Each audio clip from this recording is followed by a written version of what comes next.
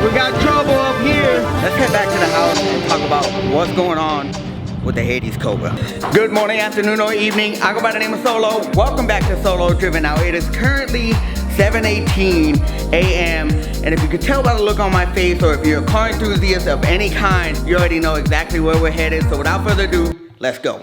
The Shelby GT500, aka Eleanor, coming in real clutch.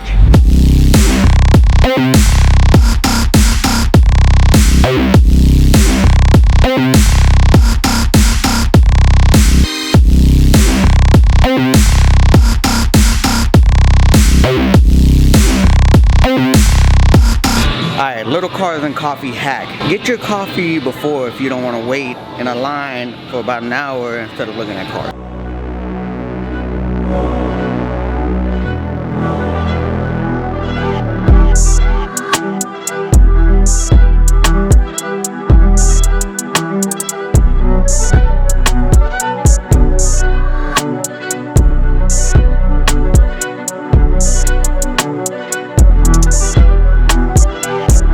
And just like that, welcome to Cars and Coffee, November 2022.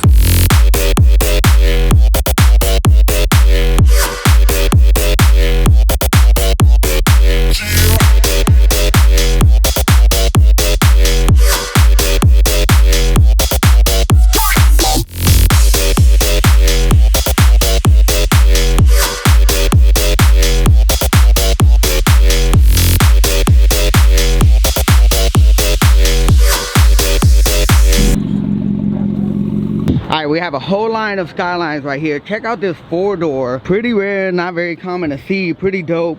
We have the R32 Toyota Supra, but my favorite is probably this white one right here. Check out this engine. And also it's pretty cool because it has that little Goku sticker right there. Pretty dope car. And also this R33 with the RB26 DETT. The H1 Hummer. This thing is pretty crazy. It looks like a small tank. Very rare to kind of see these out in San Antonio as well. Super dope. The old school Toyota Land Cruiser. I think it's a Land Cruiser. Man, these are pretty rare and I bet they're pretty expensive too. The old school Jeep. This actually looks like it belonged to the military at one point, but yeah, this is like one of the first generations of the Jeep. Now, I'm not really too sure on the history of it, but that's what it looks like to me. Look at the antenna on this thing. That's crazy. So I just talked with the owner and this was actually the last generation of this year before they switched out to the Hummer. This was last service in the military in the 70s. So that's pretty cool history on this Jeep. We got the cluster of Huracans here. Look at that massive spoiler. I'm loving the wrapper paint on this. Really dope, kind of like a limeish yellow with the carbon fiber hood. And we also have the white one over there. Oh, what's up, man? How you doing? Just doing my thing. The forged carbon fiber hood, the chin spoiler, even right here on the pillars. This is crazy. The roof. Check out the interior. Oh, forged carbon fiber spoiler.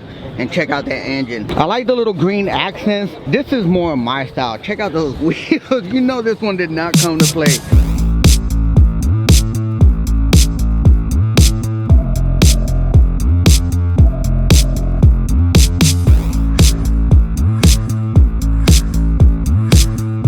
Now I don't know what this is, but this looks real old school gangster kind of look. Check out the white wall wheels and also this storage compartment that kind of looks like an oversized briefcase or like luggage. It just looks crazy. That's actually pretty dope.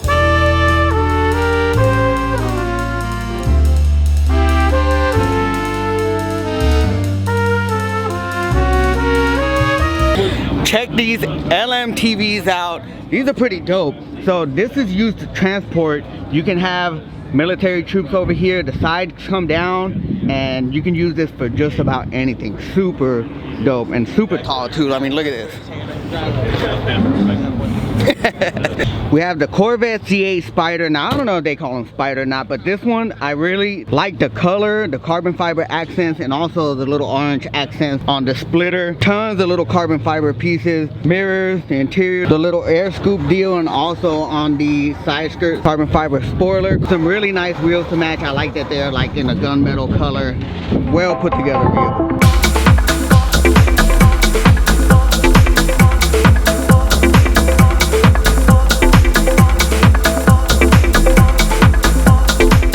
The Porsche line coming in clutch. We got a whole bunch of old school Porsches right here, Porsches. And also, check this one out over here.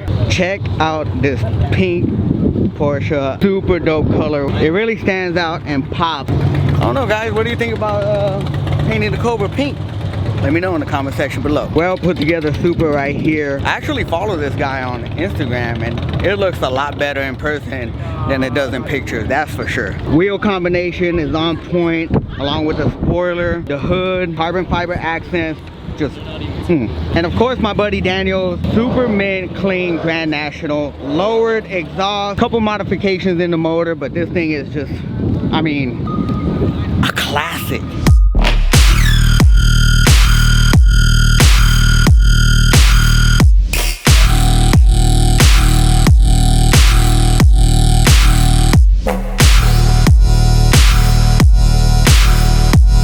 Clean Evo. You can tell that this one's been putting in that work. A beautiful Mach 1 Mustang. Don't really see these out in the wild too much, but a great looking car. The way they put it together was nice. Kind of reminds me of my car with the black and red accents. But yeah, this thing is super clean. Got the wheels that I would prefer if I would have a Mach 1 too.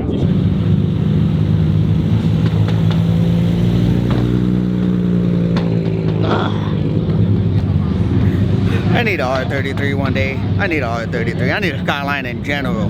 The GT500 in that beautiful gray color. Let me get a little rev. Let me get a little rev. We got the Type R in that beautiful blue color. I've actually seen this car before. Super dope. Nice combination with the white wheels. Yeah, it came out really good. The old school Skyline. Now I don't know what they call this specific year. I know very little about them, but they are one of my absolute favorite versions of the Skyline, and I know that they're super expensive. Carbon fiber trunk, carbon fiber hood, individual throttle bodies. This thing is super dope, man. Like, I love the mirror. My favorite thing is the mirror, and check out that front end. Just a masterpiece and a classic. And also the new Nissan Z. This is my first time actually seeing one in person, and it's okay. Like, not mad at that. I would say my favorite one out of the bunch is this one. It has a lot of little accents, been modified. Check out that diffuser, the spoiler. I like how it has the, I actually don't know what they call these, like the safety bar to make sure that it doesn't fly off. Very dope interior. Okay. But yeah, back to this thing. This one is definitely my favorite because of the nice little tasteful modifications it has. A beautiful GTR. Shout out to my Boricua people, and this color is absolutely beautiful. Nice and classy. Looks well with the gunmetal wheels. It's just a nice color combination. Y'all know my love for 240s this specific year. Oh, and it also has, looks like, an RV motor in it. Oh, actually, yeah, that's not an RV motor. That's one of them, I don't know what the name. R33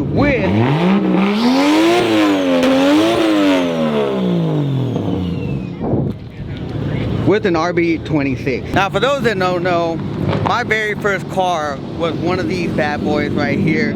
This is a 1985, 86, actually it's 86 right here because it's a turbo 86, but 300, Nissan 300 ZX. I actually had bought it before I had a license. This thing is near and dear to my heart, so I'm still a big fan, and hopefully in the near future we can add one of these to the fleet. But man, these are absolute classics. They look really, really good, and I really want to get one that was exact spec that I had when I was 16. American pride, baby. Alright guys, it looks like everyone is already starting to head out. Let's head back to the house and talk about what's going on with the Hades Cobra. What's up, bro? I didn't know you were here, man. We gotta link up sometime. Yeah, for sure.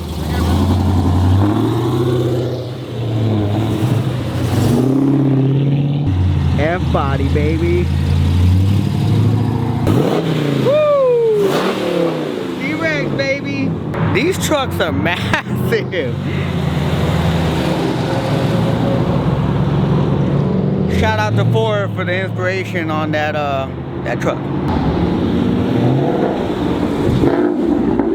Alright, time to pack it up. Y'all can guess what kind of car we're in. Yeah, review soon. Don't get us with that clout, man.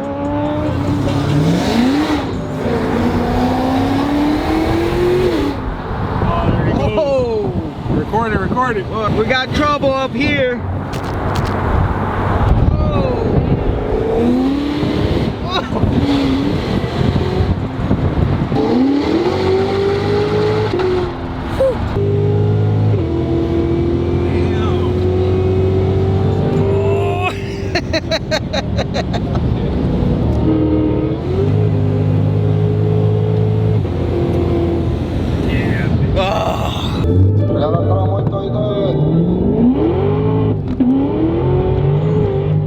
Like I said, review coming soon.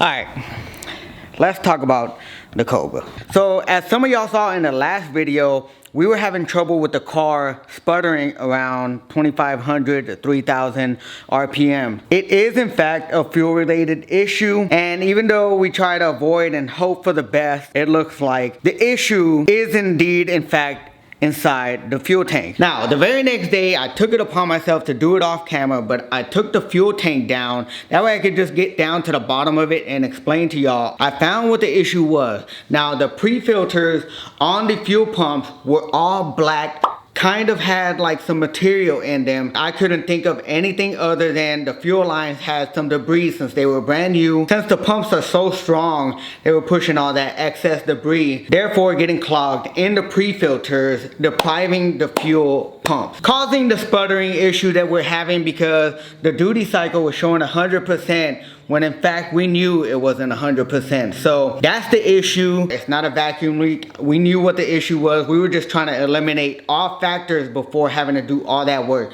And I'm not gonna lie, I was pretty down when I decided to go ahead and take a chance and put the tank back together, kind of rinse off the filters. And when I took it out for a ride, it definitely ran a lot better. The idle was not fluctuating at all. It held idle real nice, drove a little better. But once I gave it a little gas, it was sputtering, but not as bad. But man, that tore me up because I was physically and mentally exhausted. I was just completely beat up and very discouraged. But we don't give up here at Solo Driven. I just needed to kind of step away from the car a little bit after doing all that work, get myself and thoughts together, and then get motivated once again. That way I can get back to work on this car. And you know what, guys? That's just the name of the game. When you're working on cars and you know, you don't really have like that much knowledge. Y'all gotta remember, I didn't go to school for this. I am not like mechanically inclined like that. This is all a learning experience for me. And without trials and tribulation, you will then not have the knowledge to diagnose things and really know what's going on. So I'm kind of grateful that these issues kind of occurred. That way I can learn more. So whenever we get into other builds, especially with the Camaro, if I decide to do E85, I know what to look for. So, you know, you gotta charge it to the game. But good news is on the way. The pre-filters have been ordered. They should be here by the end of the week. That way we can get the car up and running by this weekend. So I'm super excited about that because I feel the power in this car and I can't wait to get it out on the street. But anyways, guys, that's gonna end today's video. If you enjoyed it, make sure to subscribe, smash that like button to support this channel and help my channel grow. And remember, be motivated, stay driven.